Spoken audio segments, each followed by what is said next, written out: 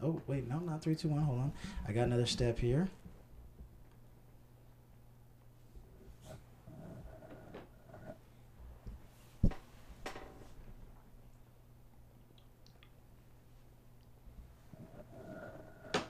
All right, and we're live here on the Red Pill Station. Thank you guys for taking the Red Pill. I'm here right now with Christopher. Nice to meet y'all. Yep, Esther. Hey, y'all. And Rob, Coats Not Jackets. That's good. All right, guys. We're going to talk about pretty much awesome movie we just went and saw, Mr. Glass. That was amazing. Very good, very good. Right? I'm blown away with where it went.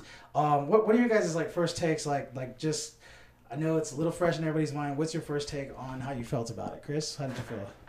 Really glad with the direction it took. Rob mentioned this a little bit earlier before we started, but with how it started and where it ended up were two completely different places. Because when going in and watching all of the trailers and everything like that, I had this general idea of what was going to happen, to which a lot of it was accurate. But then in the final act of the movie, where everything went, it was a completely new direction. You're just really engaged because it just kept What's the bringing first her- thing that you saw scary? Was it like that made you like, oh shit, it's Well, scary? when I walked in, they were in the fighting scene when they're in some type of like The building. in a building. Oh, they're shit, fighting. yeah. He's like, that does look scary, yeah. wait, are we doing spoilers? Oh, absolutely. Yeah. Oh, yeah. Okay, Fucking we're talking the whole spoilers. thing. Yeah, Yeah. So, where he throws the table at that girl, I'm like, Which Okay. was Did you see hilarious, me by on the it? way. Okay. so he hit her, right? So I'm like, wait, what's going on here? So from there, it just got a little bit twisted. Yeah. All right. And I was trying to catch up, which maybe that's why I was so engaged. But even toward the end, where typically movies get that twist all the way, maybe like 10, 20 minutes prior to the movie ending. Right. This one had a twist plus a twist. Right. So Which that is- was nice. Which Yeah. again, M. Night is, if you've seen all of his previous works, he is always known for the twist. He is the twist man. Right. Yeah, so that was nice. Nice. Yeah. It was it's kind of similar, with M. Night Shyamalan, with his movies. I think he's got a good run going right now. He came back with a small film. It seems like Blumhouse is helping him out, which is the production company. They did, he came out did The Visit, and then he did Split, and then now this movie. My take on it is a little bit different. I felt the movie was strong, but there's gonna be a lot of people who thought it was cartoony at some points. But what's interesting though, what I read on it, is I think that's what he was trying to do. Which is that is where your needle's gonna move whether you like the movie or you don't. Because if you don't think his intentions were to make it cartoony, especially towards the end, especially with a lot of the monologue that was going on, a lot of the, from each character, Yeah. kind of had like a old school like superhero trope, type things.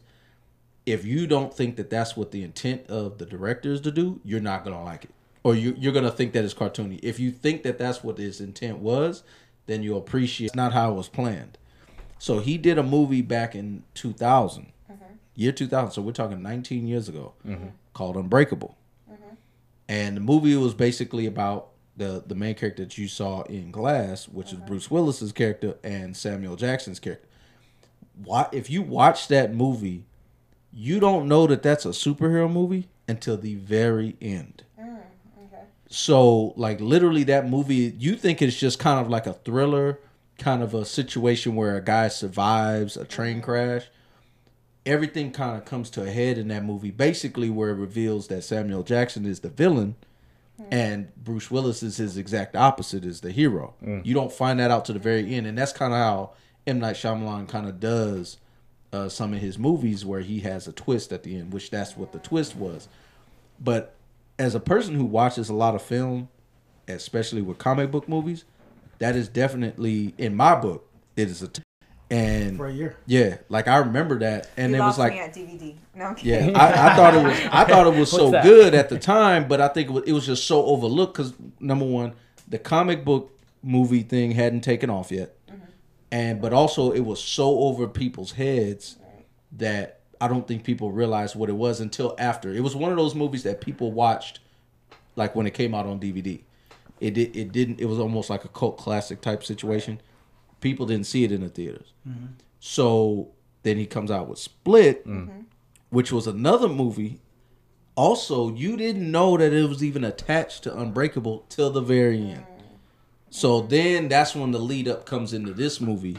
Now they knew they were going to put all three of these guys together. So Split was James McAvoy's character, the one who was the Beast. I didn't even know about Unbreakable until Split. Yep. Right. A lot of people didn't. A lot of people didn't even know. Like, so I remember when I saw Split in the theater, when I saw that movie, I knew it because I'm a big score person. I know scores like of a movie. So if I hear something in a movie, the music, you'll recognize it. I can attach it to the film. And I heard the music, the score from Unbreakable and Split. It was at the end, and I was like, no, what the it was a what the fuck moment. Yeah. Because I was like, no, they not connecting this shit. And then you see Bruce Willis's character at the very end. And it was like, wow, he really just did that. And it was a what? genius move. Touching on that, it was insane for me because I was actually I enjoyed the movie on its own Split until the end, and I was actually a little upset when the ending came out because I thought to myself, oh my god, they're setting up another universe. They're just milking it now. You know, I'm expecting this to go the same way as The Mummy Returns and all the other failed franchises and stuff like that. And essentially piggybacking off of the Avengers and things. And you just came into this fresh. I think looking at it from that perspective, I won't lie. And this is that I think this is a big part of it has to do with the fact that I did see the other movies. I did know this movie is a sequel to those.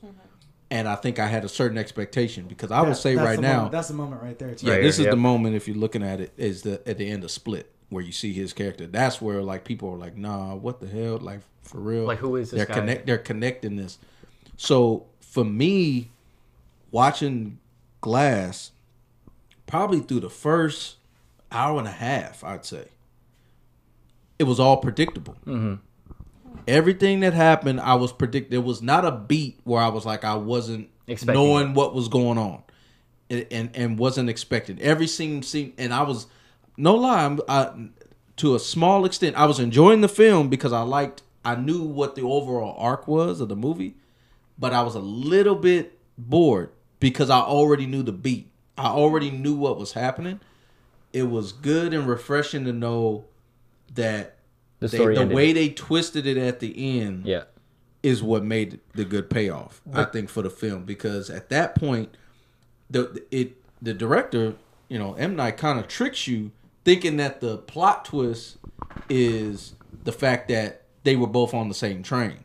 That the one that Bruce Willis's character was on who survived, and it was James McAvoy's character's father that was on the same train, but he obviously died. Everybody on that train died except for Bruce Willis. And so, and then the reveal that, Samuel Jackson's character basically kind of created both of them in a way, kind of both of those characters, but created the villain as far as in an indirect way, and then also Bruce Willis. That would have been a kind of twist to it. And then when I knew something was up with that doctor from jump. Yeah, I knew something was going on. We were talking about how we were throughout the movie. But I just didn't know exactly what. But I knew something was going on. And then obviously the cinematography was actually really good because if you picked it up, when he got sniped, they emphasized that dude's tattoo, that sniper. They emphasized it when he sniped on the wrist, when he was on that truck. Was it a 4-leaf because I noticed it then. I was like, "There's no 3-leaf clover." Yeah, right? I was like, "There's no reason why," because this been in there for years. Like almost like decades. But 20 years. 20 years ever since he got caught. Because they kept the same timeline. With being 2000 when this movie came out, or 1999. But 2000 when the movie was released. It's his theory, Yeah. You know what?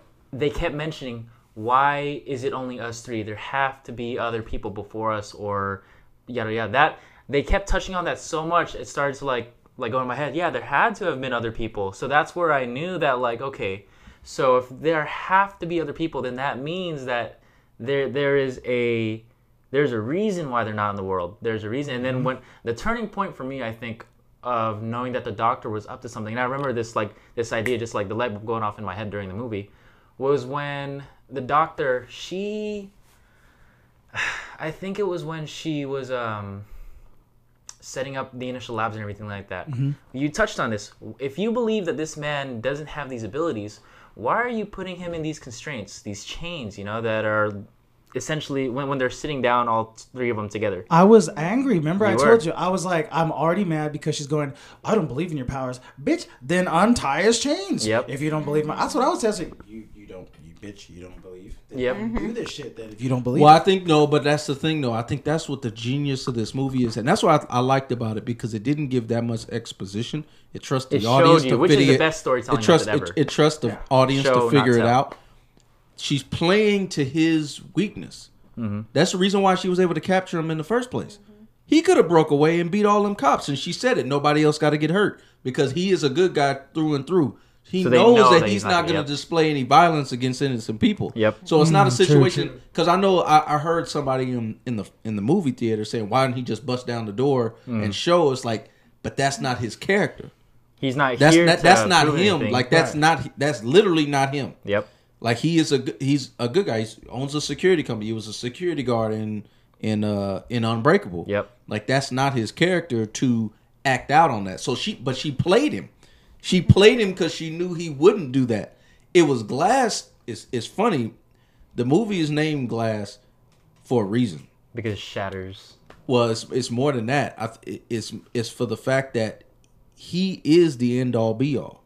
He's the one who convinces Bruce Willis in the first movie that he's a superhero, and he also convinces him again because he almost got tricked. Bruce Willis was almost going to fall into thinking that this was all in his head.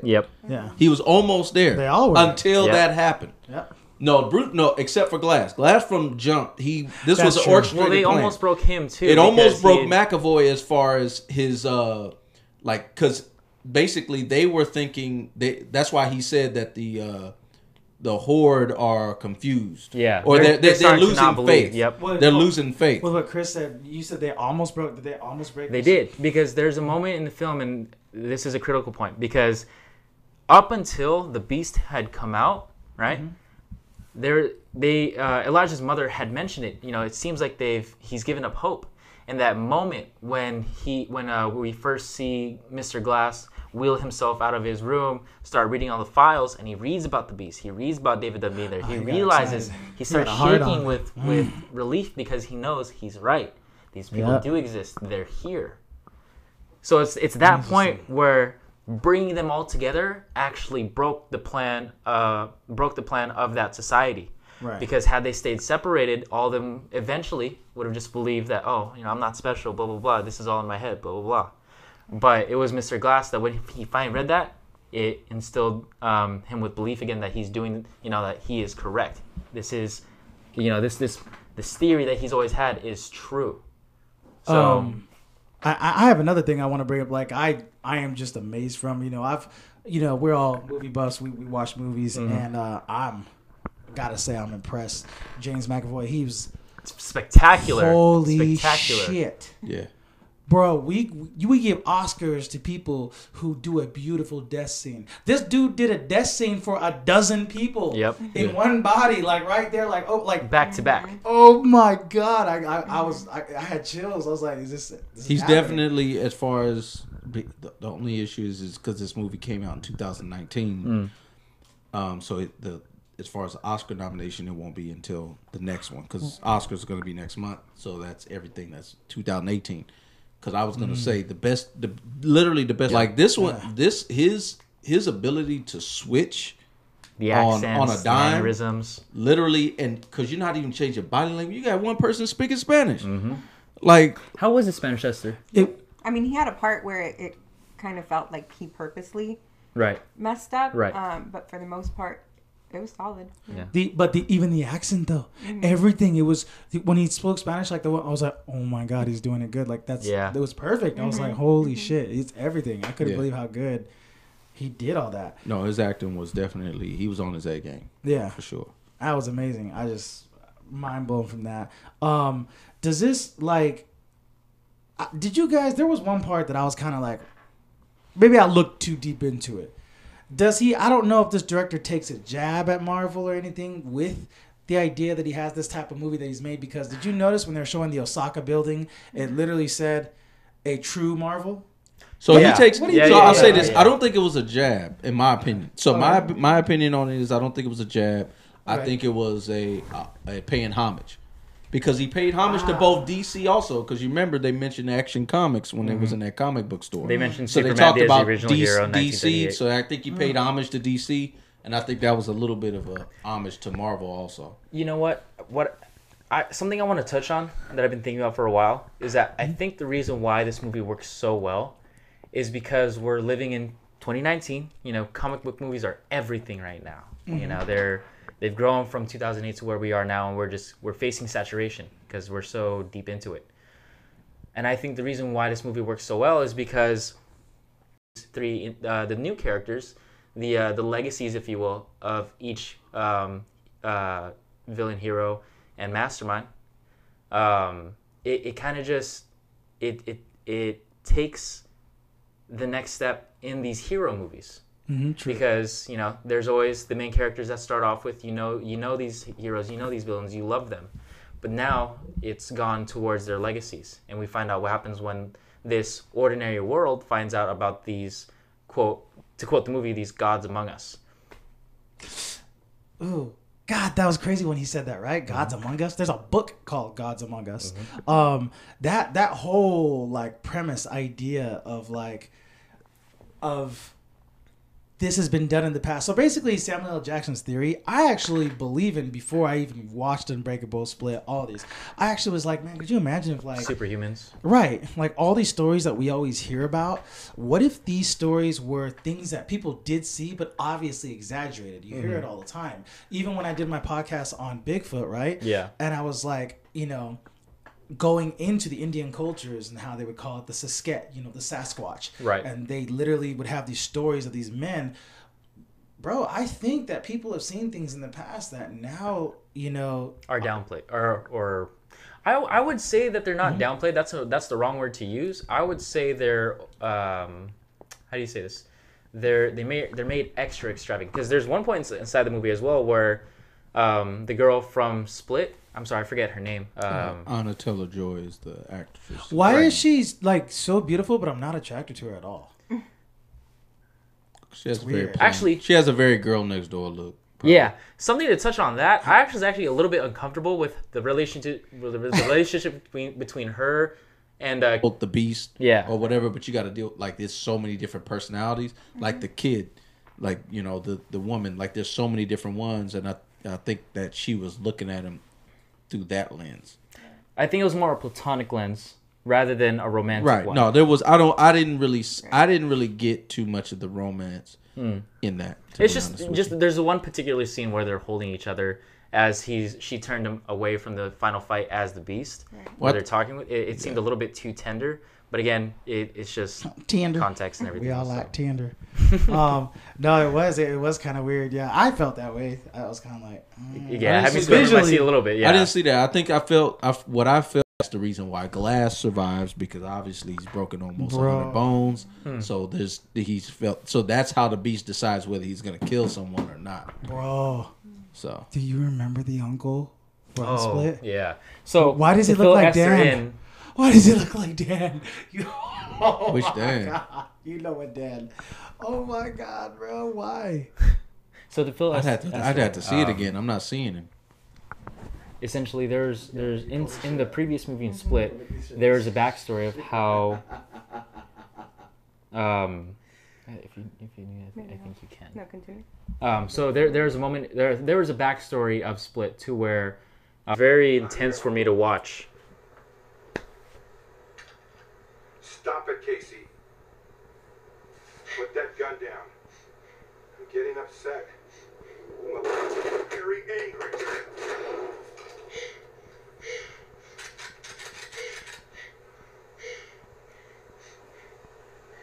Could kill me.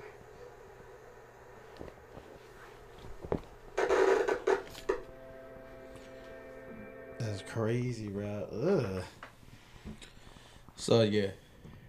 So like, if the beast was coming at you full fledged, 100%, you just have to yell, "Hey, I felt pain." No. I think part of his powers is he's able to sense it. No, for the it. movie, it was when he noticed the scars. On her body. Yeah. So I have to go soon, so I want to give my 2 cents. Oh, yes. Being that I didn't see the first 2 movies, I didn't pick up any of this like relation. Kind of wake other people up that might have this potential but don't kind of use it because they think that it's like not there. So what you're saying is the movie and there's a lot of tones and themes to this movie. We could talk about this, but what the point I think you're trying to make is that the movie has this message of you are capable of more than what you believe when you stop letting yourself be bound by what other people tell you. And of course, that's always something that's a very good message to hear. You know, you can push yourself to do more. You can push yourself to be more than what you are. But there's so many themes inside this movie. That could also be because I didn't see the first 2, so that's why I was interested. As far as your point of view is actually very relevant because you didn't. You were the average moviegoer, and you just went and saw this just for face value. Right. Yeah. So your opinion on it is important because there's going to be a lot of viewers out there that had that same experience. They didn't see Unbreakable. They didn't see Split. Right. You know, and then also too, even further than that, didn't even know they were even related. Mm-hmm. So or even in the same universe. So. Right. Yeah. Yeah, because aren't they those people that have like this? I don't know what they're called. Are they like? Starts with an S, but like this one dude that he has speech impediments, but they put him on a helicopter and he flies over the city that he's Autism. never been. No, shut up! It's not autism. I thought didn't he have autism in that movie though? No, it's not a movie. This is like a person. There's these I thought you were types talking of about people. not Sniper, but what's the one with what's his name? Dude that like kills people, but yet he solves mathematical problems. I don't know. It's I've totally forgot the name. The Accountant? The Accountant. Yeah, there you go. That's the one. He has autism, doesn't he? I thought he had. Well, yeah. I don't know if it was autism, but flight response. Now, there's explanations about how people can't maintain this because of how much it damages your body, right? Only brief moments or things like It's that. like using Nas in fucking Fast and the Furious. Mm-hmm. It's basically looking to the point where you're definitely like if you're pushing, like think of it this way, Tony, me and you lift. Imagine you being able to push the weight up, not caring about the circumstances of the weight crushing you. That's where I could see a situation where a mother lifting a car up for her kid could go there because you don't care about your back breaking. Mm-hmm. You really don't care. You want to save this person that you care about. Like when I'm pushing weight, I care about that weight. I don't want that shit to land on my neck. So there's always going to be a percentage where I'm not. When they say, well, haven't you heard about the mother that lifted the car? I'm like, I have facts on Bigfoot, and y'all choose to believe that shit, and you ain't even seen that shit, but you believe that shit? Well, that is crazy. And well, that's a little bit. I think that's a little bit more more believable. Very, because lifting a woman lifting not a car, over her head or anything like that, but a few inches off the ground. I don't think that's the story. I think you're visualizing a woman lifting the car over lifting a fucking car up, like they said. I'm the way I'm viewing it is like the car is crushing the child or crushing her kid, and she's basically being able to lift it up enough. No. Yes. No. But so, that's the story. No one's saying that the person's lifting the car and threw it 10 feet, over to the other side of the road. I don't even think at all. I just think it's funny that we choose to believe that. We haven't seen it yet in this movie. It shows him recording them doing the fight scene on it. We're so desensitized. I'm sorry. Like we are desensitized. Mm-hmm. Everybody thinks it's CGI or digitally enhanced. When these people are seeing this, like if this really happened, let's say a situation like what happened in that movie. They say it was fake, bro. They're gonna say, "Oh, this is a cool CGI thing." It's not gonna wake nobody up. Yeah. Which is why that's the only part that bothered me about the ending is how these people watched the video when they start spreading it out, and they immediately start like, "Oh my god, this actually happened," rather than it being like, "Oh, is this like marketing stuff?" Or like, I think that and down the street people will be like. Or it might be relevant for a few weeks and then it just passes over. I think you also have to look at it too, and we're kind of getting real deep into it as far as what Glass. Yeah. So back to the movie. What his motive was. I think his motive was twofold. Mm-hmm. I think it's one, he wants other people to know that these beings exist, like himself. I also think it was a message to anybody else that has any hidden abilities. Correct. And I think that's what's going to resonate. Are these people that see this and like, oh wait, I did something like this? Or no, they'll know right off the bat. Yeah. Yeah. So like, I think it's more for them than it is the audience, because I think he's smart. I mean, I'm obvious, but I was like, for a quick second. But then I was like, okay, I realized no, he's not.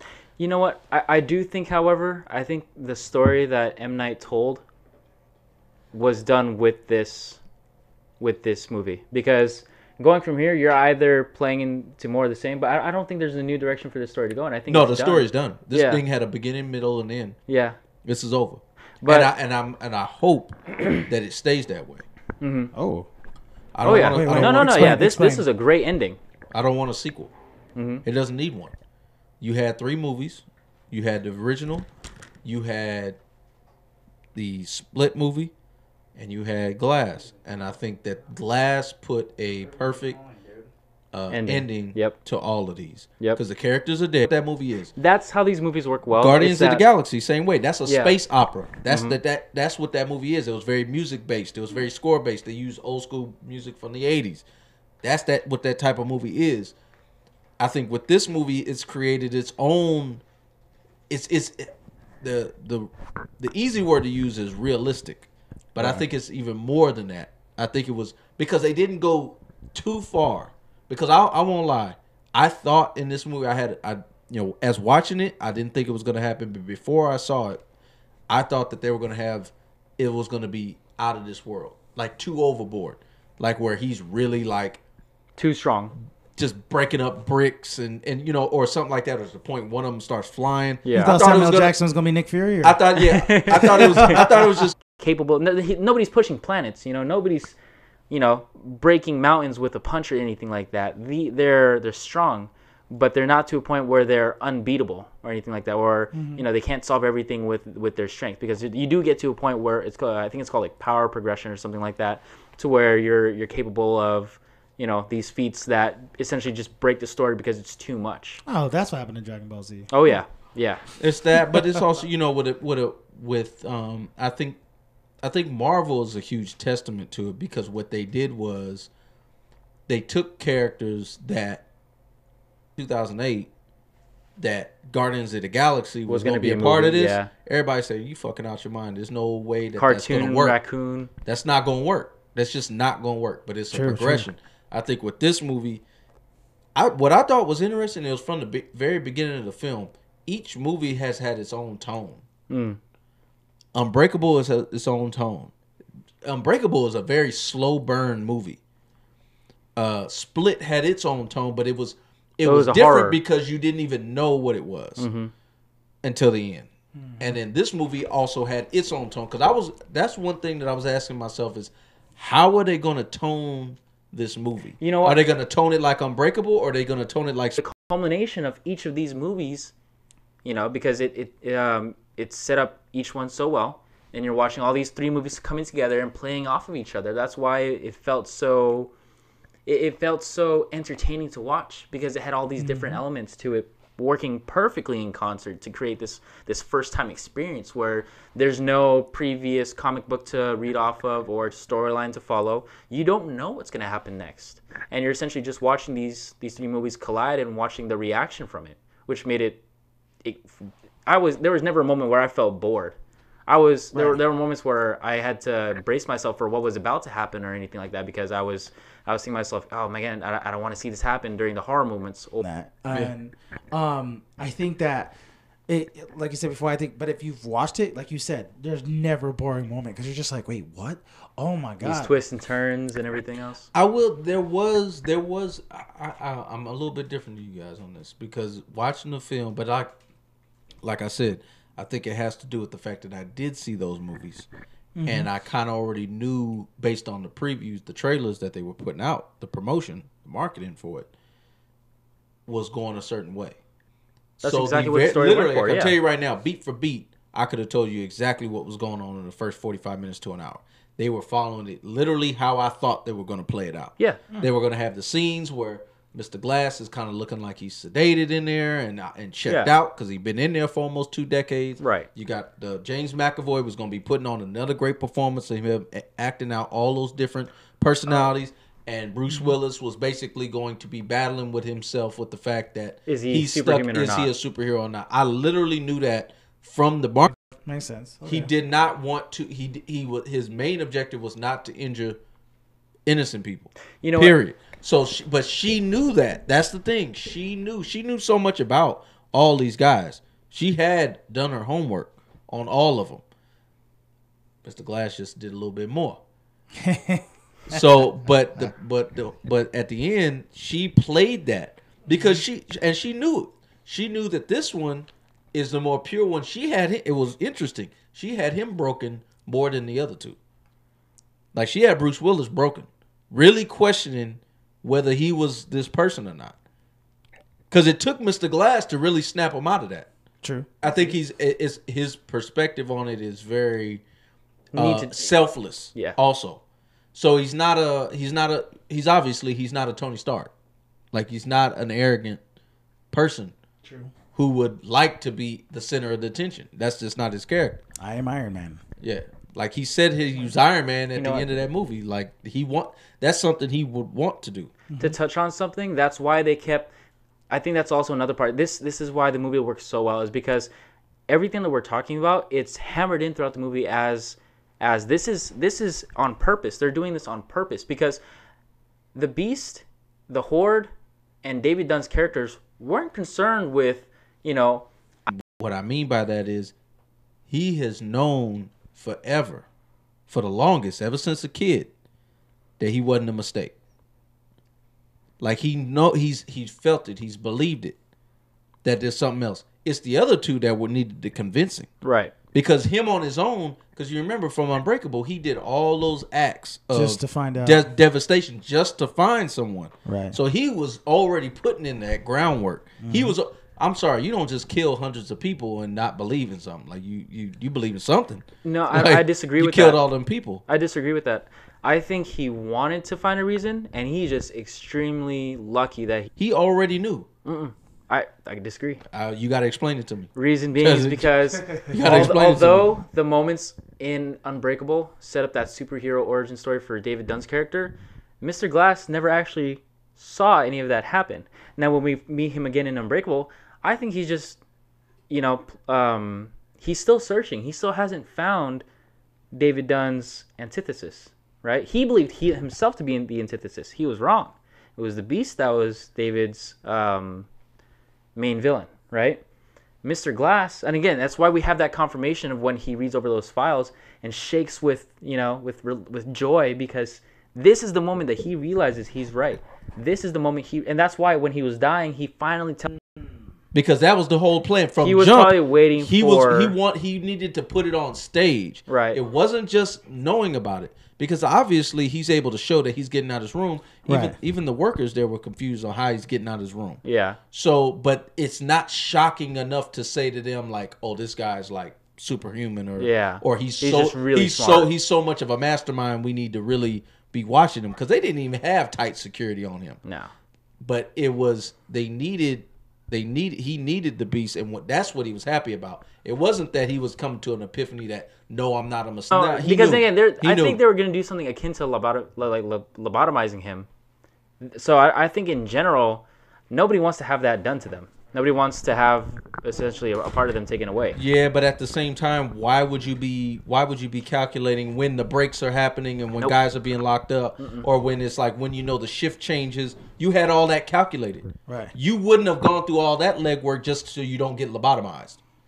You were knowing that information so you could have a window to do what you needed to do. No, and that's why I'm you missing me with it. You still haven't convinced me. What you're saying doesn't. Doesn't add up. So if we go by what you believe, right?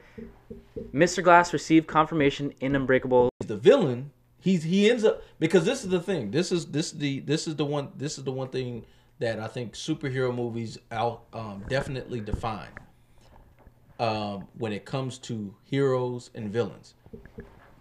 There's different types of villains. There's the villain like the Beast, who you know is evil. Like, that is the bad guy. There's no question. Right. Then there's the villains who do things because, and they're not doing things because they think they're evil. They're doing things because they actually think they're right. So in his eyes, he's not necessarily the villain.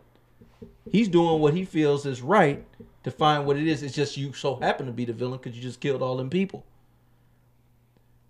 That's how Unbreakable goes down. But that's the reason he gets locked up, obviously, because that's in a real world setting. You found that you get killed, you kill all those people. What happens to you? You either get the death penalty or you go to jail. So he's been in jail. A high IQ. Right. This ain't like, oh, he's a superhero, I need to stop this. That's what made her go to him. That's why I think because he found David. Right. And they have the connection. And they've been following David for the longest. Because he's been doing this shit. He's been doing this and now. just based on the fact that he has the knowledge of it, because we saw in the movie that they didn't like people to even know about it. You know what I think it was? I think the timeline goes for the universe. Mr. Glass finds David, right? David starts to become popular in the news and everything like that. The organization takes notice of David. Right. They wait for David's antithesis, who is the Horde, to realize himself and wait for them to meet before capturing both of them so that way they can take care of it. Because like they said, when one pops up, the other follows, right? It always happens. 10,000 years, it's always happened.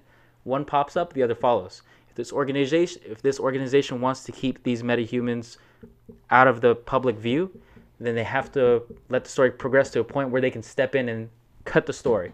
Because they're waiting for that ultimate showdown over at the tall building, if Mr. Glass knows this and he believes himself to be a comic book villain and everything like that, what is he waiting for in those almost 20 years inside that institution? I think he knows that he himself is a villain, right? And he knows he's a superhero. He knows that David Dunn is a hero, but he knows that he's how do I say this? I believe that he waited in that facility because he knew that there was more to come. I think he knew that whatever we need to do get us through, but I'm gonna need somebody with the might. Obviously, David Dunn's not gonna do it because he thinks I'm a murderer. Wait, do you think that he had just figured it out by seeing that file? He just figured out who that guy was. No. Yeah, I don't that's why he said. That's How why, do you mean? That's why he had No. I I don't agree with that because of the fact that he admitted in the movie that he orchestrated all this before. The chances he knew he was killing his dad to create him. No. That's playing into God territory. No. What I'm thinking he just found that out. That was a surprise to him. Wait, what part? The part where he killed his dad? No, he knew that. No. I think we're starting to get a little confused here because Mr. Glass could not have possibly known who these people were going to turn out to be. Oh, there was a part of the movie where he said it was amazing. He said correct. That the chances of them finding each other. That's why he himself is still a regular human, but he's exceptionally talented mentally. So, again, and he calls this into play. The chances of both of you being on that train, creating both of you. He discovered them. But he didn't know that was his dad on the train. Well, exactly, because he was creating all these other incidents as well. Yeah, but that's what I'm saying. He didn't. He found out that it was his dad was the one on that train when they found out when they were outside. It was actually his son. I'm not his son, but I'm talking about David's sons. When he started talking about your dad. Oh yes. It still is. Yeah. But no, but I think what it ended up being is the only thing that I say that the reason why it was Glass's genius, Samuel Jackson's character is genius, is because he felt that there was someone or some entity that was trying to keep this a secret. Mm-hmm. And that's why he said at the end, this is not a limited edition story. This is an origin story. Yep. Of this group of people who have been trying to keep them. To the right of Christopher is Samuel L. Jackson, right there. Oh yes. Right? Yep, right here. Yep. Pulp Fiction. And this is an origin story. Because, bro, who the fuck is this group? I think it could have been anybody. It could have been. It doesn't matter the group itself. It matters that they exist. I don't think the group themselves had any, didn't really have that much of a, as far as that much of a deeper meaning. I think it was the idea, the fact that they are a group that we talk about. They looked a lot like, I hate to say it like this, but Freemasons, almost, where they were just like, yeah, they're all gone. Okay, everybody, listen up. You know what I mean? Like, they're a society. You know what I mean? And above all, a secret society, because it was very secretive. They waited till everybody was gone who was not part of the in group. A secret society. And that's why I loved about the movie, because I was like, holy shit, like, I actually think motherfuckers do this shit. Like, you always hear about forbidden anthropology. I am unaware of this. I think I've heard of it before, but I've never really delved into the topic. So basically, we were talking about the movie in terms of that secret society that we saw in the movie, right? These people, it's obviously a secret society, because when people would leave, they secretly would have a meeting about what's going on. Mm-hmm. You have things like forbidden anthropology, so many things out there that are forbidden. You're not supposed to talk about, you know what I mean? There's so many findings that people find out about, and they don't want to put it out there because it would basically question the scientific world as we know today. They deliberately, this society that was in there, and like I was telling him earlier, it's real. Like, I actually believe in those types of people out there that hold. So I think what you're saying is, and it's taking a much more finesse approach. And I think corporations do this. Mm-hmm. I think certain societies do this. And I think they've learned from past, is that trying to convince people by force never wins. Mm-hmm. And there's always a lot of theories about what happened with him, and they had basically what the movie was about was how they were in the desert and they had all the streets built out there in Dallas. Mm-hmm. Basically, how they were going to do it. That's how they were orchestrating out there. That's what the movie was about. Oh, so how they plotted and how they the assassination practiced. And, and so the movie itself doesn't really have that much significance, especially as you watch it now, because you can watch it now. But back then, they relevant. They took it off because back then you don't have the same media outlet like you got now. Uh-huh. Mm-hmm. And putting out film like that, or whether it was film or plays, things like that, those were dangerous. I would say, as far as the government was concerned, was a lot more damaging. So, but if you watch the full-length film, it's 3 hours long. And it has a lot to do with Hiroshima and the bombings that happened in Japan. Of creating Godzilla. It does. But it wasn't until 2005 they legalized it in America. That's what's crazy. And I think I don't think that has anything to do with necessarily Godzilla. I think it has to do with the fact of what you just said about Hiroshima and the atomic bomb. Right. Politically. And they were like, that had too much information in it that could get people thinking too much about. No, yeah, I mean, it's. I think people always, when they go through something like that or this traumatic event, we do the same thing. People want to turn this catastrophe, this tragedy, into something that's easier to swallow, easier to point at and say, this is our enemy, or things like that. That's why it takes the form of this monster, this tragedy like that. I think it definitely teaches you that we have not changed that much from back then. And I'm not saying that time obviously is dragons, it's other shit that's not real right now. But what I'm saying as far as those things is, it's I think it's looking at a situation of the people and the state of that time period. The animalistic, we've just tamed ourselves a little bit more. It's more psychological, more civilized. It's more psychological now. So I think black, and a lot of people could relate to like the characters that we saw in Mr. Glass. Like a lot of us could, like, you know what? I think we're getting to a point, especially in 2019 and our modern climate and everything like that, where mental health is being discussed really almost every single day now. Whether it be issues like DID or anxiety or general depression and things like that. They're now versus the 50s or anything like that. Right. The fact that we're acknowledging these as real diseases and real issues and treating them as such. Like if you break your bone, you go to the doctor to get your legs set, or if you're sick, you take these antibiotics.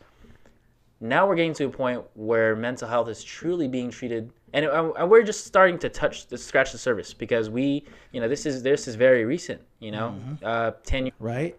And you're literally going, hey, what's happening in my life is so fucked up. I have to hide myself within my own fucking brain and put these other people out there because I am so fucking terrified of this world. Dude, that got to me. I was like, holy fuck, bro. Like, that shit really, whew. Like, really? You know what? I think there's, and just to touch on, because you were talking about, we're kind of going a little bit deeper too, dealing with mental health. Let's go down the rabbit hole, man. Yeah, let's go fucking down the rabbit hole. I think people are accountable for what they say. That's bullshit to me. Now you can just say, "Oh, I was mentally ill when I said that." What kind of shit is that? You know what I mean? Like, I literally see that, and you know what? I'm gonna, especially how they're going about, we're in a very, I guess you say, cleanse the world type of mindset right now, because we're going back fucking 10, 15 years of what somebody said. Rejoice! And basically condemn them. There will always be people that, try to blame their actions and their choices on these things that are not true to them. But I do think over the course of time, we will figure it out. I do believe in humanity. I do believe that. So we men have labored to become more than the natural beasts, right? Right. So what level of progression do you think we've come? I think we're still defining these rules of what mental health, what a mental illness is. We're still defining a lot of things, right? We're barely starting to discover, and understand. I think if you're talking about as far as technological advances, I think if you're talking about how it's changed as far as how we can get the information out there to the more people, so they can start, I would say, opening up and actually understanding, having their eyes open to a lot of things that are occurring. But if you want to talk about the actual center of human nature, it's the same. It's just certain things are tolerable now that they weren't tolerable then, and vice versa. That's what's changed. Okay. I don't think the person inside has necessarily changed. People are still doing the same fucking shit that they was doing before. You know what? I believe in people. I don't believe people are fundamentally. I honestly don't believe people don't want to do harm to another person. Go ahead. I don't believe that. I think everybody wants to be the best version of themselves that they can be, but whether it be because of personal decisions. That's the key part that you just said, and I won't interrupt you, but as soon as I don't care if you eradicate this entire world and there's 3 people here, I'm telling you right now, them 2 of them plotting to kill that other one. I'm telling you this right now. I do not give a damn. You can shrink the numbers. You can change the numbers and figure them all you want. You can go down from 3 to 1 million. It does not matter. And not to get too deep into that part of it, because we could do a whole podcast. Oh yeah, that's its own beast and things like that. To put some perspective on it, you have to realize that we live in a world. 150,000 people die every day. Now, 50. I'm not fucking around, guys. 50,000 of those people die from shit that we could cure ourselves, and they don't have to die from malnourishment. Like, it's sad, but we live in a world like that. That means that there's something that's fucking wrong. And if you want my honest opinion, and this is just my opinion, it's the monetary system that we live in today, in the sense that it's all about scarcity. It's all about competitiveness. We're all competitive. It's about, there's never enough, ever. And there's patents that prove that. When people come up with things that can solve the problems in this world, system is always in place to determine who is royal. This is why aliens will not land on and this who planet. is not. You know what? I'm going to go back. The last thing I'm going to say on that is that you're right. There is always going to be someone that wants more. But and this is because of how, this is how we were as cavemen, We needed to make sure that our family survived. We needed to make sure that, we were the ones that made it, because everybody wants to live a little bit longer, right?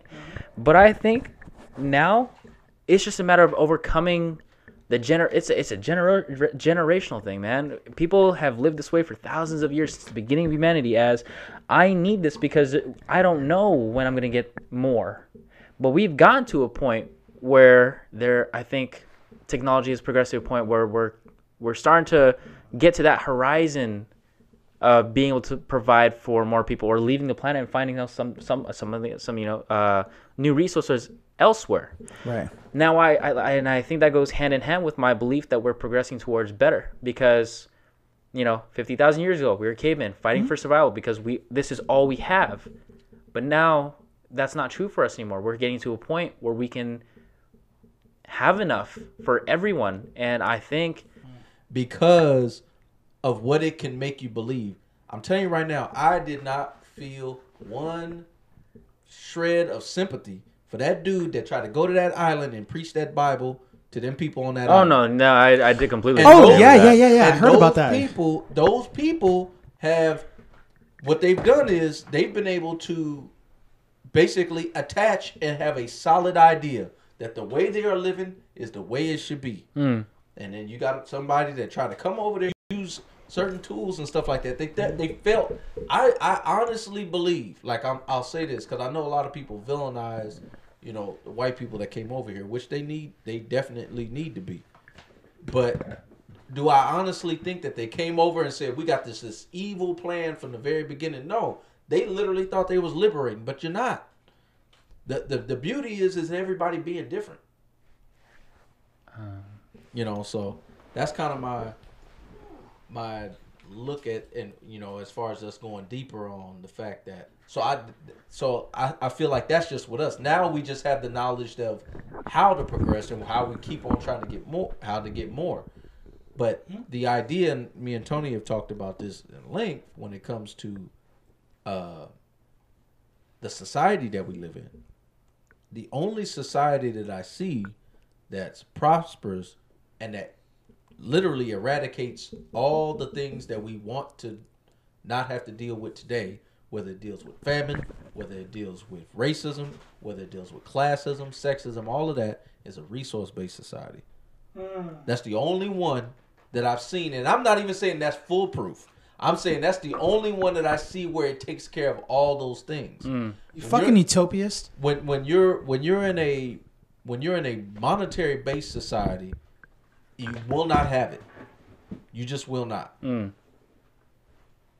Now, there's other people I get too that I don't want it.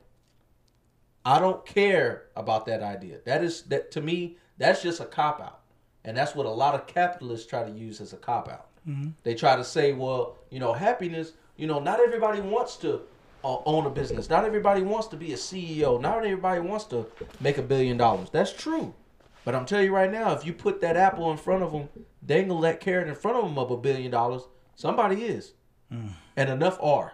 So that whole argument is straight bullshit to me. It's straight bullshit. That's why they don't come back. They had that idea. And they can interact through that and they've never met. Why do we have the pyramids of Giza, yet we have pyramids in fucking South America with the Aztecs? Like, there's a lot of things that are unexplained in this world. And in this movie, to me, I love that what he was trying to do, Mr. Glass, the entire movie, to me, was trying to create his own. So right now, this is just an example of collective consciousness. There's actually a study that was done. It's the 100 Monkey study, I think, or something like that. Right. That they basically did. I'll play that right now for you guys so you can actually watch it. I'm definitely glad I took a break before we started this. Yes. Grid, allowing humans to ascend to Christ consciousness in a very short time. But first, let's talk about the science. So, what did we do? We tried it on humans. Our research team made a picture out of human faces. About 100 faces hidden within a single picture, but at first glance, you could only see about 6 or 7. They did several surveys with a few hundred people in Australia and said, alright, find the faces. Most people could only pick out 6, 7, 8, 9 or so. Not many more. After that, the research team went to Britain and aired the picture on a closed cable BBC special that was shown only in England. They showed where all of the faces were, every last one. Half of the research team, which stayed in Australia, did the experiment again with new subjects, and lo and behold, people were just naturally able to see more faces. After this experiment, they knew that something definitely connects us all, and the field of noetic... I can say that there is truth to it. Of course, you know, if you every single person that has ever lived has had an idea, and throughout the span of human history, another person may have had the same idea.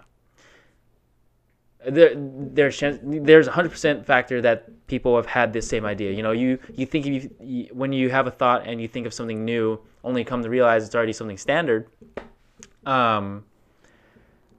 I think that it could be dangerous because going back to the movie Glass, and let's say we apply, you know, I'm not a part of this grand plan or things like that, because then you go into God territory. Lower on the food chain. Correct. And you go into this, and then on the other side of it, mysticism, you know, you go into this part of, okay, well, if these people are special, then that must mean that they are divine beings, and you start to get people that worship these people, and that leads to a dangerous situation, because then, you know, people have a bad history of following and doing terrible acts of these people that came into power. Of course, we can always cite, you know, what happened with World War II and Hitler, things like that. But to the movie Glass, I think it works in that context of collective consciousness, of bringing this idea to the light that these extraordinary people exist because of this undeniable evidence of the shit out of me for a while. Wow. Okay. But reflecting back on it and watching it, I realized, you know, all these different ideas and all these ways that, you know, these new ways to think and things like that. Loved it. Right. My number 2 movie would probably have to be Quentin Tarantino movie, just because I enjoy them so much. Love Quentin Tarantino. All his dialogue in all his movies is perfection. I love it. It's straight entertainment. I love it. But which one? Inglourious Bastards. It's just such a fun movie to watch. Oh, okay. Shit. It has a little bit of everything, you know. That's your number a lot one? of comedy. Yeah. Okay, Well, no, number 2. Oh, you're saying number 1. Donnie Darko was number 1. Tarantino movie? Yes. Okay, cool. Yeah. So the way I base my list off is, what do I get from this movie? How much can I watch this movie again and again and still enjoy it? Again. It's hard to rank movies. I think that's a part of it. If we're going to be more unique with it, I think for him, it just happened to be him. It just happened to be him, and he's the one who's orchestrating this. You have to understand it. The movie even explains that, because now we know that there are others that are like that. There are people they have destroyed, others that are like him before, because they've been keeping a rap on it. Wow. The fact is that he was the one that was willing to have the, I guess you would say, the courage of his conviction to go to the lengths that he did. Right. I mean, that's how I got it. As far as the idea of collective consciousness, I think I'll be honest with you. You can pick your poison on it. You either say collective consciousness or you say spiritual attachment. It's one. I think they're literally. Well, they don't have to be mutually exclusive. I think they're the same. I just think that probably based on what you believe on a religious level is going to determine which one you subscribe. Shrimp, because it's a scavenger. Right. The catfish, things like that. You are what you eat. You don't want to be that. So there is some type of spiritual attachment, energy, if you want to say it. Energy's that comes with that. As far as the movie, it's not in my top 5 or top 10. Oh shit! I'll be straight up. I can't. Probably not close. And the reason being, hold the fuck on. Now you just put yourself in a predicament. You need to name off your top 5. Oh, I could name it off, because my top 5 is really based on, it's a number of things. It's not necessarily how much the movie made me feel. And that's where we were kind of getting into it. That's a type of movie that's like that. Passion of the Christ is another one for other people. Like, they literally could only see that once. I'm not even religious. Don't believe in God. That was hard, man. That's but hard I was to like, watch. It's hard to watch. I was crying. And so there's certain movies that you're like, wow, that was so powerful. That was so real. You don't want to watch it again. it's too raw. Right. So the idea of what is necessarily rewatchable being the best is not necessarily true. That's why I put that out there, is that it's I can rewatchable. rewatch Independence Day all day long. It ain't in my top 20 as far as a film. Because at the end of the day, if you're gonna say it all depends on what you think your top 5 is. If we're basing it on film, then you now have to look at it from a mechanics level. You got to look at the directing, the cinematography, which was really good, by the way. The shots they have, beautiful. The acting, on glass, the script, the writing. You have to look at it. Were they all top notch? Were they on point? Were they crisp? Right. I can say this on a mechanics level. This film is not on that level. It's not in a top 10, top 20.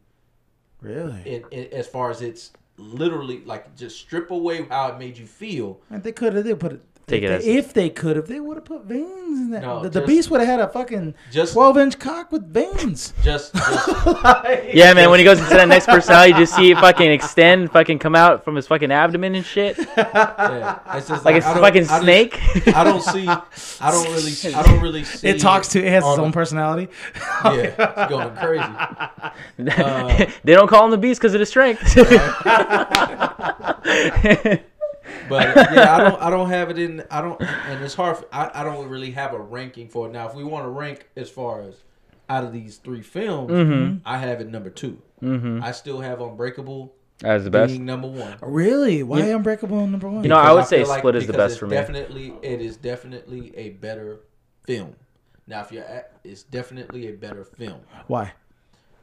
Just structurally, just how it was done. If you watch that movie, M. Night, man, was at the peak. I think that's literally the best movie he did, even more than Sixth Sense, because there was so many. There was so many shots in that film of Unbreakable. Because you got to understand the mechanics of filmmaking. You know, when you cut to a scene, he has made it known he's a perfectionist. On a mechanics level, and I also thought the acting, I thought the tone, I thought how he said it, I thought the writing, I thought it was very realistic, more realistic than this one. Unbreakable is a better film.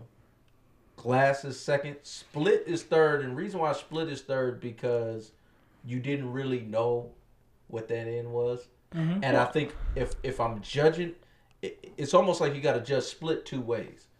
It's like you judging as on its own everything movie that it led up to knowing that it was a part of that, and then actually knowing that it was a part of it. Because if I'm doing it that way, then it was a great film. With this director, by the way, I know you guys thought the same thing I thought. I don't give a fuck. I know you thought the same thing. So there was a part in that movie where it flashed back to the kid who was talking about his dad being able to lift the weight, right? He was like, I saw you lift the weight. Which is one of the best scenes, I think, out of all these 3 films, is the best scene of all 3. When he was lifting the weight. When he was lifting the weight. But his son when his son actually tricked him and lied, when he said he took weight off and he actually added weight. Yeah. Like that scene. And you remember how long that scene was. It was long. It was a long-ass scene. But, bro, you know in that theater when he told him that, when they were showing the scene with him on the bed, I thought, I see dead people.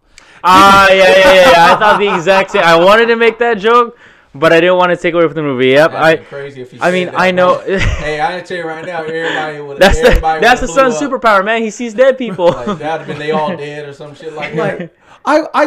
Different kid. No, that was a different. No, that wasn't the same actor. That wasn't the same. I'm talking about the actor. But I immediately thought of that when they were inside the room and then Bruce was peeking through the door. The actor that played the kid in Unbreakable is the same actor that is in Glass. Yes. Gotcha.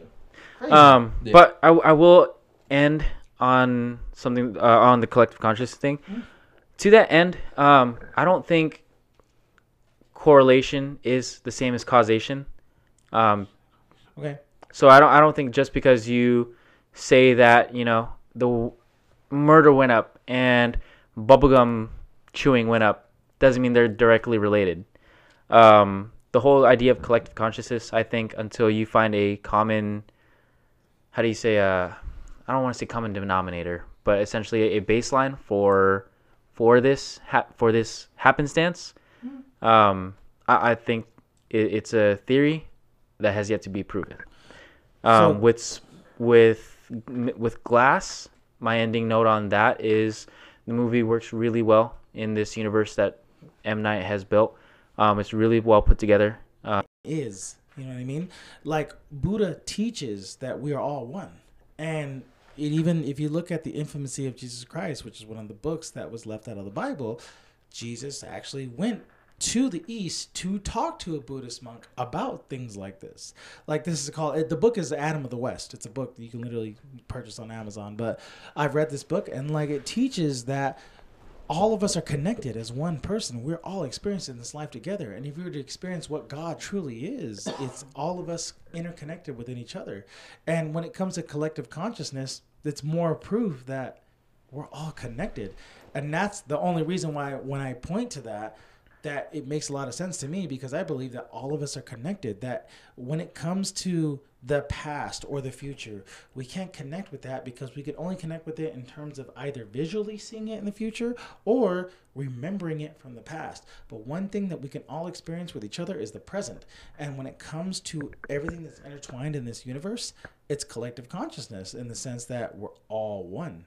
And I just think that that's the more... It's a very interesting idea. Yeah. It's just interesting, right? Because we can't prove it. Yeah. We never can prove it. But some people do believe that, you know, collective consciousness is what it is. Like, it's all of us connecting as one. Like, experiencing this life together, experiencing it as one. That is the true essence of what God is, the now, the present. But, you know what I mean? I am an individualist. I like to believe that each person is its own being and God, if you want to use that word. I, to be honest with you, the reason why I love the ending of Glass so much is because it's a great ending, and it doesn't drag on or anything like that. There's not going to be a part 2, right? No, I don't believe so. If it does, it kind of takes away from the ending of the movie. I think they're done. Ooh, nigga.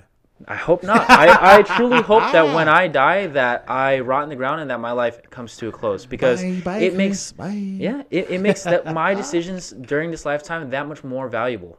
It makes my experience that much more real and visceral because of the fact that it's essentially Achilles, not. Do you want to live forever, Achilles? Do you want? You're basically talking about the meaning of life is death. The meaning of life for me is the experience of life. The experience that you have in this life. Right. Yeah. If you have a life after this, and if that life is infinite, it takes away from all of this. This means that this is literally meaningless. The decisions that you make during this lifetime have no value. It essentially means that this, that everything that people go through, everything, all the struggles, all the joy, becomes a moot point, because you will not only have this, but the infinity of time once you do die and go into this different plane of existence or anything like that, regardless if you go to hell, regardless of paradise, the ideas of those, if you live forever, my belief is everything becomes meaningless. Everything loses value, because when you do not have, it's sort of like you will eventually experience everything, and you will eventually get tired of everything. I'm so warped in that, because I'm like half and half, because I'm totally like, everybody's scared of the idea of finish their story. Right. But for me, the finish to your story makes your story. Can I say something weird? Yeah. I feel like I am going to finish the story. I do want to leave my mark in this life, because I realize that it's so special and it's so pure. I'll never be able to leave a mark like I'll be able to leave it now. It's called legacy. A legacy, right? But after this, I go into the next realm. The only reason why I believe that is because I have witnessed, seen, chased, tried to talk to them, but these motherfuckers won't talk back to me. Ghosts. So it's like, I know there's something beyond this life. So it's like, to me, it's like, I'm going to not only leave my mark, but I'm going to go to the next dimension. Physicality thing, though, like, what if we could do other things mentally? Well, mentally too. When it's like they when talk you in Glass, you know. I with Glass and that secret society, when you introduce these concepts that essentially put people on different levels and playing fields and things like that, you kind of... Well, that's why they were trying to stop them. It's like, it's a different playing field. Fuck you. We're not like that. We all need to be fair, even. Like you lose balance. I'm all about balance. So it's balanced, but at the same time, what it also... Don't ever be quiet in a restaurant. What it also... Let me just tie up this tattoo on my ankle here. Give me 1 second, guys. Yeah, what it also indicates is the person's is scared. They don't like the fact that they know that they're not the most powerful, and the only way to keep themselves at the top of the food chain is to get rid of the people that are powerful. So, and they know that. So it's all based on fear. Mm-hmm. Protection comes in second. Who started writing the comics after that? I'm sorry. Well, if we're talking about the world of Glass, right? Yeah. Who was like, oh shit, I saw that shit. Hey, make a comic. You know what? The bitch should get rid of the comics too. No. I think just like with the people that witnessed everything that happened, you can't silence everyone. You can't silence everything because then it becomes this problem. And then when you try to hide everything, it also gets people to seek the truth. Right. Like when you try to. Why are you trying so hard to cover this up? Like, because somebody's gonna try to reveal it. Somebody. There's always gonna be a Tony in the world asking these questions. What did he say? He said somebody gonna get it hurt real bad. Hey, what's that from? Somebody. He said, I'm going to say who. I think you know Hey, Fusion. What was that from? I recognize that. That's Russell Peters. Russell Peter, yeah. That's basically Somebody gonna get hurt. Yeah, somebody gonna get hurt. He's like somebody. He kept on. He said, Russell, somebody gonna get a hurt. Really Somebody gonna and he was like, real he was bad. explaining it. He was like, who's somebody? He said, I knew it was me. It's like, Oh my God. but yeah, no. As far as my take, because you asked me, as far as the movies, you know, what was my top 5? And like I said, I look at it from a much more mechanical standpoint as far as being a film. I think my number 1 movie of all time, Black Panther. No, Black Panther's not even on my top 5. No, that's not. Yeah, It really didn't deserve all the praise that I got, to be honest with you. My number Oh, it didn't deserve the praise. I truly believe that. I don't know about that. You know what? That is a conversation for another time, I think. If we talking about Marvel movies, it's definitely number 3 out of all the Marvel movies. But my number 1 movie of all time is Inside Man. That's my number 1. Bank heist movie, isn't it? Yeah. Okay. As far as mechanically, story-wise, and you didn't know what was coming. Like, you didn't. Well, for it was me, literally probably one of the best heist movies you probably ever see. Uh-huh. And then the acting was, everybody's acting. Was on point. There was not a misbeat. Jamie Foxx and Clive Owen, no? No. That's Law Abiding Citizen. No. This is Inside Man. So this is that I haven't seen. That movie is my number 2. I gotta put that on the list. It's hard. It's hard to rank a lot of them, but as far as putting them in order. But I also have Zodiac. Okay, Is loved my top Zodiac. 5. I also have 7 in my top 5, shit.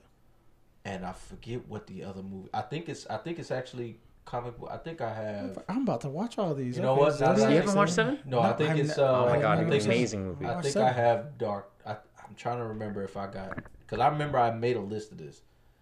I always go back and forth between Dark Knight or Watchmen. I would say Dark Watchmen? Knight was really Watchmen well is put over together. everybody's head. Watchmen to me is one of the best. Blew comic my book fucking movies mind that I've ever and what's crazy, a lot of people don't like it, is because it's one of those other movies that was ahead of its time. But yeah, Glass to me, Glass is not. I can't even. There's not even a number I could even put that in, because I think there's so many other movies that surpass it. I put Glass number 4 for me, but Yeah, I don't have Glass. I don't even think I got Glass in top 50. Hold on, Watchmen. I hate to get into it because we're about to end soon, but Watchmen was amazing, bro. Like, I watched Watchmen. I'm like, you could relate, and you have to watch the director's cut. That's the key, because everybody watches the theatrical. Mm-hmm. The theatrical was not the director's. What's the difference? It's way more explanation. More included. And it made a whole lot more sense, because you got people who literally they did not like when they saw Watchmen in the theater, but then when the Blu-ray came out, and they were like, that was a whole nother movie. Are you serious? Yeah, like no. Director's cut. That's actually a lot what happens with Zack Snyder. My perspective, director's cut of Watchmen is. I love the dialogue, and I loved, like, when I was watching it, I was like, dude, you could relate this to real politics. It was real. It was real. Like, the best movies. Even when Mr. Manhattan was about to go up to talk, they were like, don't talk about Afghanistan. But like, there was shit in that movie that was like, or Vietnam. Right, and I'm like, are y'all fucking, like, are y'all trying to tell us something? Which, going back to Hollywood and what it does, The dude said, well, we're going to stop you. He said, what do you think, this is some comic book movie? He said, I set that bomb off hours ago. Like that right there. He was stalling the whole time. It was Yeah. 35 minutes. 35 minutes ago. I thought that was literally probably one of the best lines in a comic book based movie. Because most movies end like that where the villains just, they make comedy, they make parodies of them talking about that, how the villain just tells them the whole plan so the hero can come in and stop him. 1 minute, 1 second before the bomb goes off. Of course. And he literally is not playing by those rules. He's like, I've been all this, but now I'm going to tell you what's going to happen now. In that movie, a lot of people, if you rewatch that, like, you'll be like, man, this was, if Watchmen came out now, it would be celebrated. It would be celebrated how The Dark Knight is looked at. Oh my God, my heart just hurt. I remember the part. What was his name? The dude with the shit on his face. Oh, Rorschach. Bro, when he left, I'll admit, dude, I screamed. I was like, no! Yeah. This is a long time ago when he fucked, bro. He's like, no, I'm going to tell everybody. And it's like, Mr. Manhattan's like, hey, bro, hey, nigga, 2 more steps. Like, you know he's what? Just like, yeah. Bro, I was like, no! Like, you know what? I think the reason why people enjoy that movie more now is because it touches on the idea of how far are you willing to go to say that the ends justify the means. And I think it's a very personal question to ask because you have people that believe there's no end to the ends justify the means. You have people that believe that any measure taken is justified if it results in peace. But I believe the greatest peace the world. I mean, I honestly believe that there's too much. The world's too big. You know, it's too interconnected, and that's a problem. You know, you have all these different ideas flowing from each person that the world bears, and you can't satisfy everyone. So, with all these conflicting ideologies, these conflicting ideas, and these conflictions, it's so much easier to manage when you have it scaled down. So with Watchmen, when I say that, you know, it's a personal question of, do the ends justify the means? I think that I would rather have freedom than peace. Oh, interesting. I trailed off for a moment there, but they can never coincide ever. I'm sorry. They can never coincide, like peace and freedom. Nope. Huh. I believe that there is an inherent problem with the idea of peace because what's good for me is not going to be good for another person. What is the idea of freedom? Yeah, I was going to ask you, what do you think free is? The ability to decide for yourself what you want. You like I said, you are always like you said, you are always going to have people that are conflicting because that's the reason why I question why you with freedom, because I believe there's a true meaning of freedom, but I don't think that there's anybody. I think there's a lot of people that confuse freedom. Why can't I walk naked in the streets? I think people confuse freedom and liberty. Right. So liberty's temporary. Because liberty is basically an idea of that you can do what you want to do within these constraints. So it's the illusion of freedom. Right. Liberty is themselves to enact a totalitarian rule. So essentially, they became the government. They decided when elections would occur. They decided, you know, how to run the world, and it created this society that was free of litter, free of crime, all this, but it was morally questionable because of the fact of how far it took things. You would get arrested and put away to prison for littering. If you so much as raised your voice at a restaurant, you were taken away in handcuffs. And you ask yourself the question of, is that truly peace? You know, Batman argues with his other version, asking himself, what would mom and dad think of what you're doing to our world? Wouldn't they be proud of what you've done? Essentially, yes, you've eradicated all crime, so that way nothing bad ever happens, but you've essentially of either tearing it down or creating something amazing than having this one-size-fits-all policy of, you know, living inside this confine that, you know, guarantees survival for everyone and guarantees pleasant society, but takes away what makes you you. I agree with everything you said. If you're looking at it from a very like in a vacuum setting, like you're you're literally trying to identify between the differences between freedom and peace. And I agree with you. The problem is that when we're trying to apply it to today's society, there's too many people in control that give us the illusion of what freedom is. Yeah.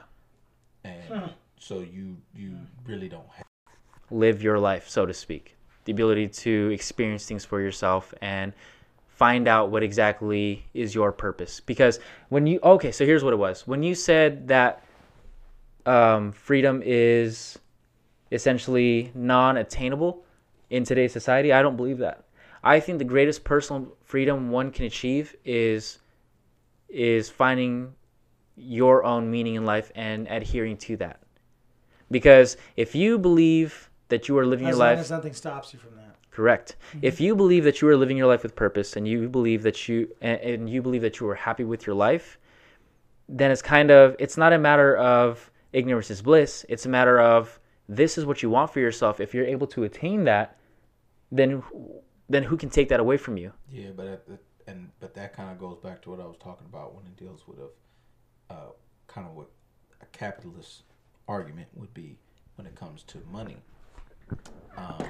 Is the fact that like happiness, not everybody wants to be a billionaire, but that I feel like that's just based in the world and the society we're in right now. It depends on how far you want to take the idea of freedom. You just can't. And I think that they put things in place so that you don't have that option. Well, it's again, I completely believe that people need restraint. I want to say this though. I don't think that that's a problem. Yeah. Everybody needs restraint. That's how you stop I think people from doing. Because some people look at it, they be like, well, then if you're not freedom, you might as well just no. You kind of come. It's kind of almost like they contradict each other in a certain fashion. Yeah, I mean you have to have the wisdom on top of it. Yeah. Well, final point for me. Glass was a terrific watch. Very enjoyable on the first take. In terms of rewatchability, I think it'll still be enjoyable, but of course the twist won't hit as hard. But it was a very entertaining movie to watch. Again, praise to the performance of James McAvoy. He's a fantastic actor. Love all his works. Amazing. Yeah, James McAvoy really. I'm in almost 20 years, and will his next movie, regardless of what it may be as impactful? Or are we going to see another cycle of The Last Avatar, The Visit, etc.? Oh no, The Visit was good. Etc. You mean The Happening? The Happening, yeah. The Visit. For me, I didn't very much enjoy. The Happening was good. You didn't like that? Mark Wahlberg really kind of. What's The Happening? The trees. Come on now. It's funny. That was stupid. It's funny. That was a dumb idea. But he likes to introduce a lot of ideas. And it was just like the way they talk, like Mark Wahlberg, the way he talked. He was like, "Well, guys, we just heard what? Like it was the way he talked. It was guys, horrible. stop picking the corn. It was bad. Like it was bad. Like it was pretty bad. It was laughable. I would say that for Glass, I thought the movie was good. I thought the movie was solid. I do think M. Night is back as far as his creative side. I think the last 3 films that he's done have been very good movies. Mm-hmm. I think Visit was very good. I think Split was very good. I think this was more on the better end of those. It is as a very minor character in this movie. Wouldn't you guys do that?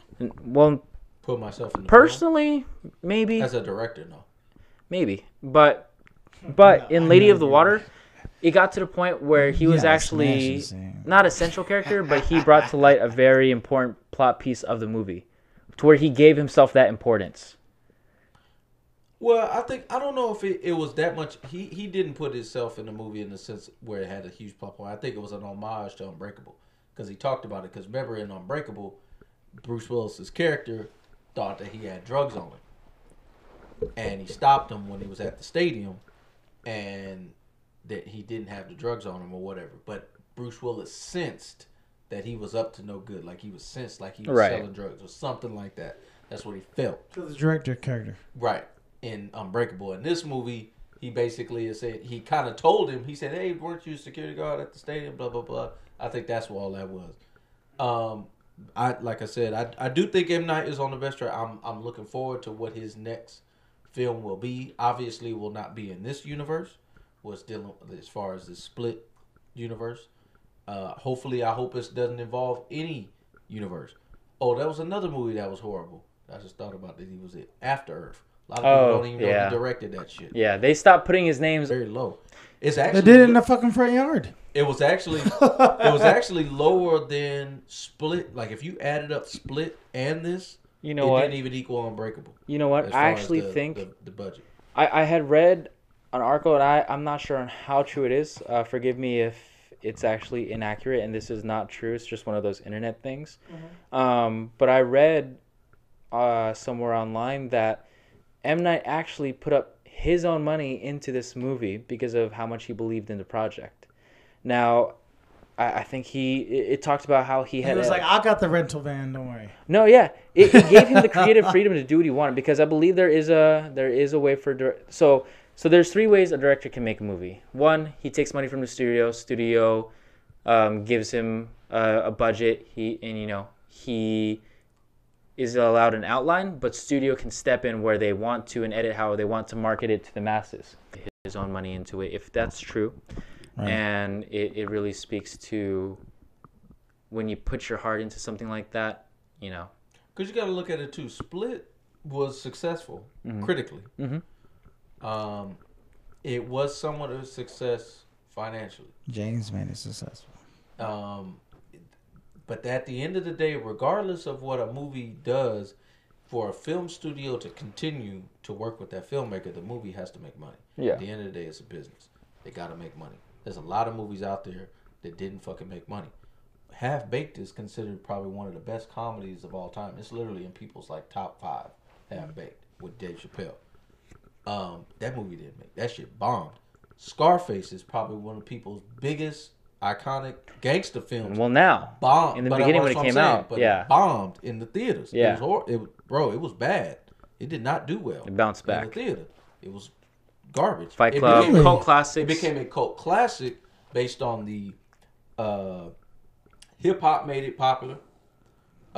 Based on them using a lot of words and a lot of lines from the movies in their songs, right? And then the clothes and a lot of the paintings and the art and stuff like that, and it became popular. So there's a lot of movies like that. With this movie with Glass, I definitely think it's going to have a good rewatchability. I think it was a solid film.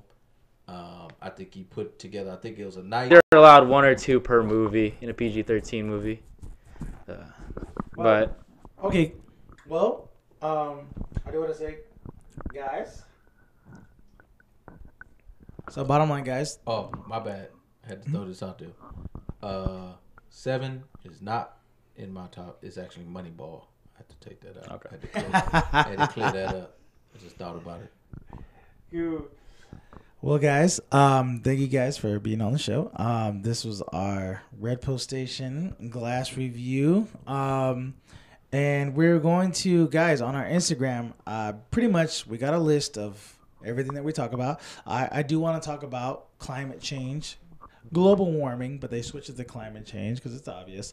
And we'll talk about the facts on that. Vaccines is another thing a lot of people want us to talk about. But if guys go on our Instagram and basically that's it. That's all we're asking, guys. There's a lot of shit that's happening.